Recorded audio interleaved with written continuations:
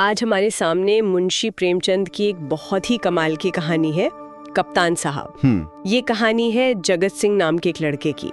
एक ऐसा लड़का जो अपनी ही गलतियों के जाल में मतलब ऐसा फंसता है कि घर से भाग जाता है और फिर उस एक गलती को सुधारने के लिए अपनी पूरी जिंदगी दांव पे लगा देता है। बिल्कुल। और ये सिर्फ एक लड़के के सुधरने की कहानी नहीं है, ये कहानी है अपराध बोध की, पश्चाताप की और एक बहुत बड़े सवाल की कि क्या बहादुरी दिखाकर एक हीरो बनकर आप अपने अतीत के गुनाहों को धो सकते हैं। तो चलिए जगत सिंह के इस सफर को, उसके बिगड़ने से लेकर बनने तक की इस पूरी कहानी को आज गहराई से समझते हैं। चलिए। तो कहानी की शुरुआत में जगत सिंह कोई हीरो नहीं है, बिल्कुल नहीं। वो एक ऐसा लड़का है जिसे स्कूल जाना, जैसा प्रेमचंद लिखते हैं, कुनैन खाने या मछली का तेल पीने जैसा लगता था। हाँ, मतलब उसे बागों से अमरूद चुराना, मल्लाहों के साथ घूमना, लोगों को परेशान करने में मजा आता था। और ये सिर्फ बचपन की शरारतें नहीं है, ये आदतें, ये बहुत गहरी और कह सकते हैं खतरनाक हो चुकी हैं। बिल्कुल। वो घर से पैसे, बर्तन, कपड़े जो हाथ लगे चुरा लेता है। और उसके पिता ठाकुर भक्त सिंह, वो एक डाक खाने में मुंशी हैं। हाँ, और पहले ही तंगी से परेशान है, तो बेटे की ये हरकतें उन्हें मतलब आग बबूला कर देती हैं। कहानी में एक जगह जिक्र है कि वो कितना शातिर चोर बन चुका था।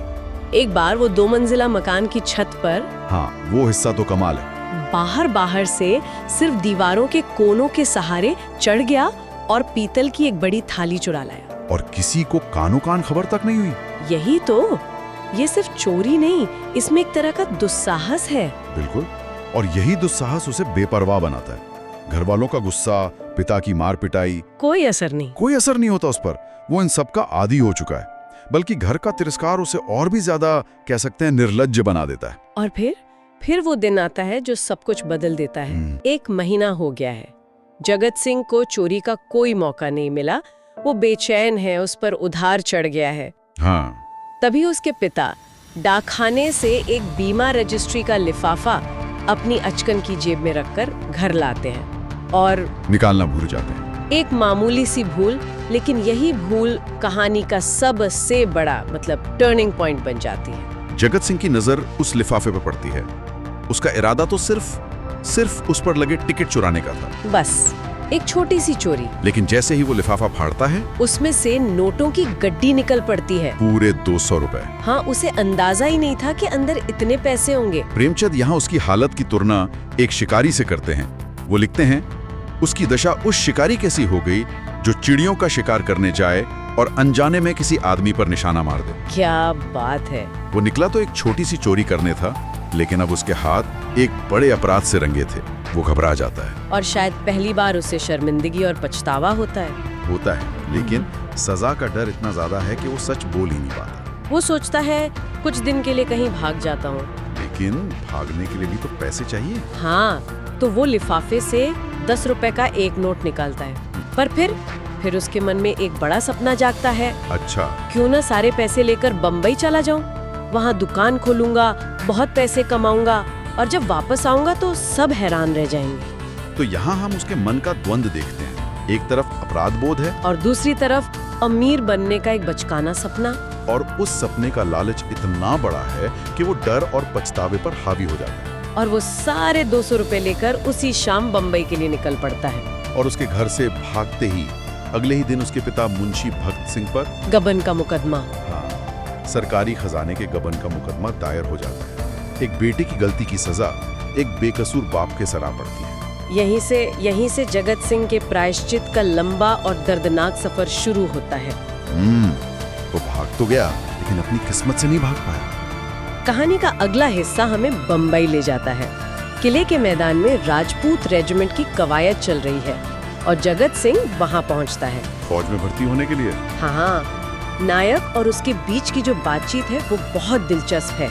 नायक उससे पूछता है थोड़ी फौजी आवाज में, क्या नाम है? जगत सिंह फौजी सलाम करके कहता है, जगत सिंह, क्या चाहते हो? फौज में भर्ती कर लीजिए। मरने से तो नहीं डरते? और जगत सिंह का जवाब सुनिए, बिल्कुल नहीं, राजपूत हूँ। क्या आत्मविश्वास है। आगे वो पूछता है, अदन जाना पड़ेगा? और जगत सिंह कहता है, खुशी से जाऊंगा। उसके इस निडर अंदाज को देखकर कप्तान उसे फौरन भर्ती कर लेता है। शायद उसे लगा कि ये लड़का लड़ाई के लिए ही बना है। हो सकता है, लेकिन जगत सिंह की ये बहादुरी असल में उसके अंदर के डर और अपराध बोध को छिपाने का एक मुखौटा है बस। अच्छा। वो मौत से इसलिए नहीं डरता क्योंकि उसे लगता है कि शायद वो यही डिजर्व करता है, और ये मुखौटा बहुत जल्दी उतर जाता है। हाँ। जैसे ही जहाज अदन के लिए रवाना होता है और जमीन का किनारा आंखों से ओझल हो जाता है, जगत सिंह को पहली बार एहसास होता है कि उसने क्या खो दिया है। प्रेमचंद लिखते हैं, जब वह भूमि तट जल में विलीन हो गया तो उसने एक ठंडी सांस ली और मुंह ढांप कर रोने लगा। ये एक बहुत ही अहम मनोवैज्ञानिक मोड़ है। अब तक जगत सिंह का डर सजा से जुड़ा था, अपने पिता के गुस्से से, लेकिन अब पहली बार उसका अपराध बोध प्यार से जुड़ा है, अपने घर की याद, अपने लोगों की याद। यह अकेलापन उसे पहली बार उसकी असलियत का आईना दिखा रहा है। बिल्कुल, प्रेमचंद शायद यही दिखा रहे हैं कि सच्चा पश्चाताप डर से नहीं बल्कि किसी को निराश करने के एहसास से पैदा होता है। अदन पहुंचकर 3 महीने बीत जाते हैं और अब ये अकेलापन और गहरा हो गया है। उसे सबसे ज्यादा अपनी माँ की याद सताने लगती है। उसे याद आता है कि कैसे बचपन में जब वो बीमार था तो सिर्फ उसकी माँ ही थी जो रात रात भर जागकर उसकी देखभाल करती थी। और यही वो पल है जब उसका अपराध बोध ग्लानि में बदल जाता है। अब उसे सिर्फ घर की याद नहीं आ रही, बल्कि उसे अपने लोगों के प्रति अपने फर्ज का भी एहसास हो रहा है। वो खुद को कोसता है। बिल्कुल, कि उसने अपनी माँ के प्यार की कोई कद्र नहीं की। इसी ग्लानि और बेचैनी में वो एक दिन अपने घर एक खत लिखता है, अपनी गलतियों के लिए माफी मांगता है और अपने माँ को यकीन दिलाता है कि वो कुछ बनकर दिखाएगा। वो लिखता है, जीता रहा तो कुछ ना कुछ करके दिखाऊंगा, तब कदाचित आपको मुझे अपना पुत्र कहने में संकोच न होगा। मुझे आशीर्वाद दीजिए कि अपनी प्रतिज्ञा का पालन कर सकूं। वो उम्मीद कर रहा है कि शायद माफी मिल जाएगी, शायद माँ उसे समझेगी। ये खत उसके लिए एक उम्मीद की किरण है। वो बेसब्री से जवाब का इंतजार करता है। 1 महीना बीत जाता है, कोई जवाब नहीं आता और वो बेचैन हो जाता है। हाँ, पागल सा हो जाता है। कहीं माँ बीमार तो नहीं है, कोई और मुसीबत तो नहीं आ पड़ी। वो मंदिर में जाके प्रार्थना करने लगता है। हाँ, तभी दफ्तर का चपरासी उसके नाम की एक चिट्ठी लाता है और उस चिट्ठी में जो लिखा है वो उसकी बची खुची उम्मीद को भी तोड़ देता है। कांपते हाथों से वो लिफाफा खोलता है। उसमें लिखा था, तुम्हारे दादा को गबन के अभियोग में 5 वर्ष की सजा हो गई।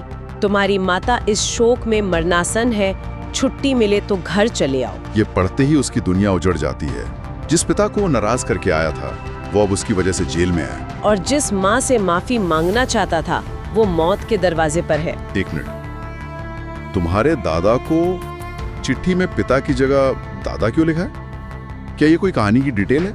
ये एक बेहतरीन सवाल है।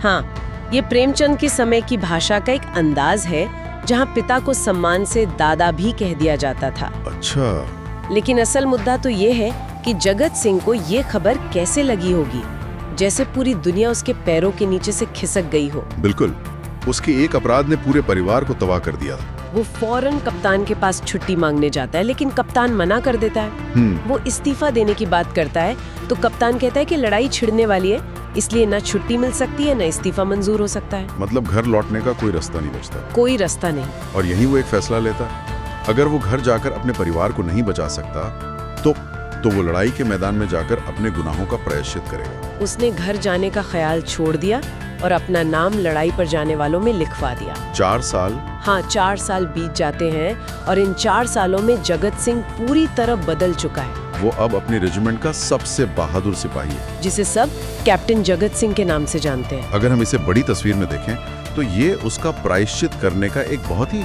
हिंसक तरीका है। हिंसक? कैसे? वो लड़ाई के मैदान में मौत को ऐसे खोजता फिरता है जैसे वो सजा मांग रहा हो। वो जानबूझकर सबसे खतरनाक मिशन पर जाता है, जैसे जर्मनों की मैगजीन में आग लगाना।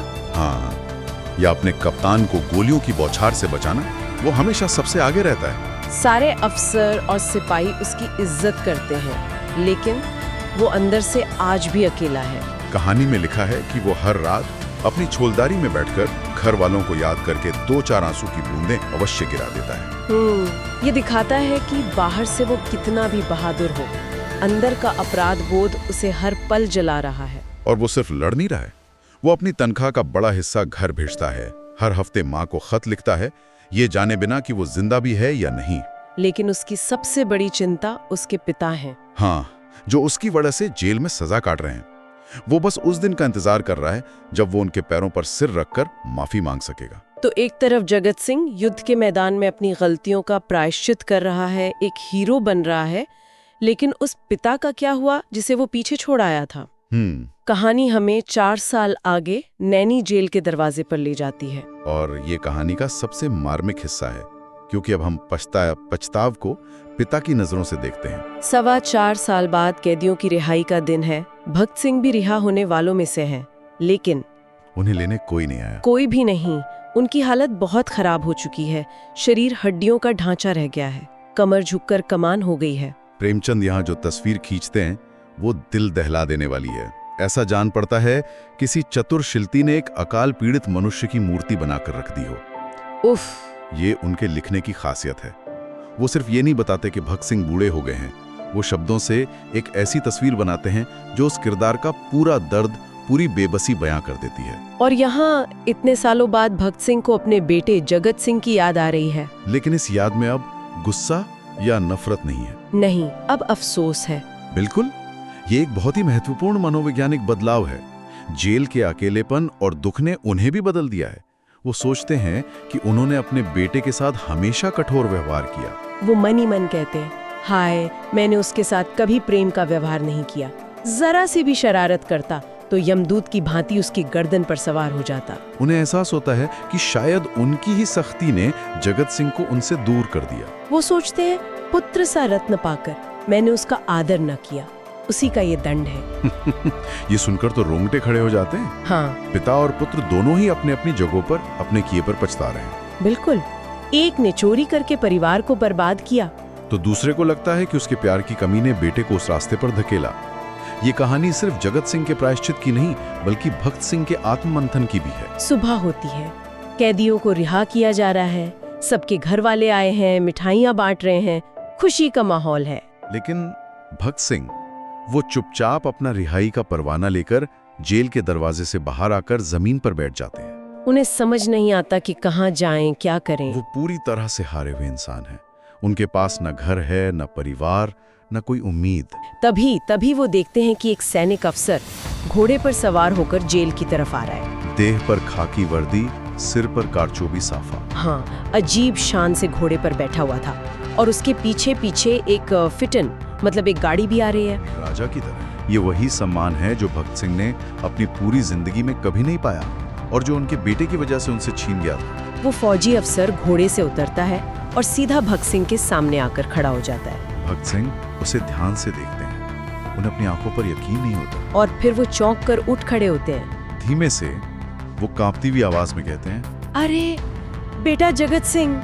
सोचिए उस पल के बारे में। 4 साल का इंतजार, दर्द, गुस्सा, पछतावा, सब कुछ उस एक पल में सिमट आया है। और जगत सिंह वो कुछ नहीं कहता, वो रोता हुआ अपने पिता के पैरों पर गिर पड़ता है। और कहानी यहीं इसी एक बहुत ही भावुक मिलन पर खत्म हो जाती है। प्रेमचंद हमें कोई जवाब नहीं देते कि आगे क्या हुआ। वो बस ये तस्वीर हमारे सामने छोड़ जाते हैं। ये अंत बहुत शक्तिशाली है, लेकिन एक सवाल भी छोड़ जाता है। क्या किसी के पैरों पर गिरकर माफी मांग लेना काफी होता है? जगत सिंह ने लड़ाई में नाम कमाया, वो कैप्टन बन गया, उसने अपने पिता को वो सम्मान वापस दिला दिया जो उसने छीना था, लेकिन क्या वो उन 4.5 सालों की पीड़ा को मिटा सकता है? शायद नहीं। और मुझे लगता है कि यही इस कहानी का सबसे बड़ा सच है। प्रायश्चित का मतलब अतीत को बदलना नहीं है, क्योंकि वो नामुमकिन है।